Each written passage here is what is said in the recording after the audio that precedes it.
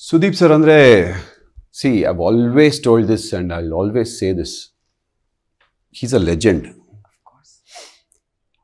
ಅವ್ರ ಸ್ಟೈಲು, ಅವ್ರದ್ದೊಂದು ಸಣ್ಣ ಸಣ್ಣ ಒಂದು ಜೆಸ್ಚರ್ಗಳು, ಯುನೋ, ಕೈ ನೋಡ್ಕೊಳೋದಾಗಲಿ, ಸ್ಟ್ರೆಚ್ ಮಾಡೋದಾಗಲಿ, ಒಂದು ಕಾಫಿ ಮಗ್ ಇಟ್ಕೊಳೋದಾಗಲಿ, I love a man. That is what you need to have in your life. ಅಂದರೆ ಒಂದು positive attitude or style statement ಅಂದರೆ that is Sudeep sir. And he is my idol for that. ನಾನು ಏನೇ ಮಾಡಿದ್ರು I look at him, you know, ಅವ್ರು ಮಾತಾಡ್ತಿರ್ತಾರೆ ಒಂದು ಕಡೆ, ನಾನು ಅವ್ರ ಮಾತು ಕೇಳಿಸ್ಕೊತಿರ್ತೀನಿ, ಅವ್ರು ಏನು ಮಾಡ್ತಿರ್ತಾರೆ, ವಾಟ್ ಈಸ್ ಈ ವೇರಿಂಗ್, ನಂದು ಅವರು ಹೇರ್ ಸ್ಟೈಲಿಂಗ್ ಸರಿ ಮಾಡ್ಕೊತಾರೆ, everything. I have a fan boy moment whenever I see him.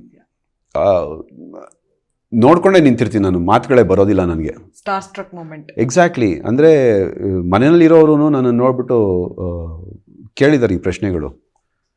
ವಾರ ಪೂರ್ತಿ ಅಷ್ಟು ಅರ್ಚಾಡ್ತೀಯ, ಶನಿವಾರ ಭಾನುವಾರ ಬಂತು ಅಂದರೆ ಹಂಗೆ ಸೈಲೆಂಟ್ ಆಗಿ ಹೋಗ್ಬಿಡ್ತೀಯಲ್ಲ ಯಾಕೆ ಅಂತ.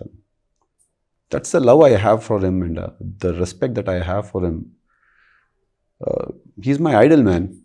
ಅವ್ರು ಬಂದು ಒಂದು ಶನಿವಾರ ಭಾನುವಾರ ನಮಗೇನು ಹೇಳ್ತಿದ್ರು, ಅದರಿಂದನೇ ನಮ್ಮ ತಪ್ಪು ಒಪ್ಪುಗಳು ನಮಗೆ ಅರ್ಥ ಆಗ್ತಿದ್ದು. And that's how we learn to live in that house. ಎಲ್ಲಾದರೂ ತಪ್ಪಾಗಿದ್ರೆ ಡೈರೆಕ್ಟಾಗಿ ಹೇಳ್ತಿರಲಿಲ್ಲ, ಇದು ತಪ್ಪು ಮಾಡಿದ್ಯಾ ಅಂತ.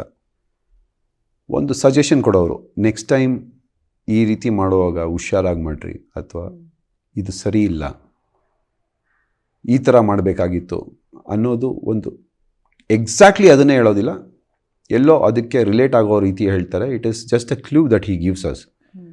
ಅದರಲ್ಲಿ ನಾವು ಅರ್ಥ ಮಾಡಿಕೊಂಡು ಗೇಮ್ನ ಆಡಬೇಕು.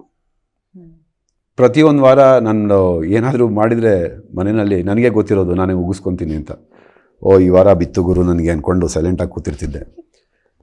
ಬಟ್ ಸಾಕಷ್ಟು ಸಲ ಬಂದು ಸುದೀಪ್ ಸರ್ ಹೇಳಿರೋದೇನು ಅಂದರೆ, it is all in the game, it was never meant to happen seriously. So ಗೇಮ್ನಲ್ಲಿ ಆಗಿರೋದು ಅದು, ಇಟ್ಸ್ ಓಕೆ ಅಂತ ಹೇಳೋರು. ಓಕೆ ಅಂತ. So that's how is very down to earth, very sweet. ಸ್ಟೈಲ್ಗೆ ಒಂದು ಸ್ಟೇಟ್ಮೆಂಟ್ ಅಂದರೆ ಅದು ಸುದೀಪ್ ಸರ್. ಸ್ಟೈಲ್ ಸ್ಟೇಟ್ಮೆಂಟ್ ಅಂತಾರಲ್ಲ, ದಟ್ ಈಸ್ ಡಿಫ್ರೆಂಟ್. ಅವ್ರು ಏನೇ ಮಾಡಿದ್ರು ಅದು ಸ್ಟೈಲ್ ಆಗುತ್ತೆ.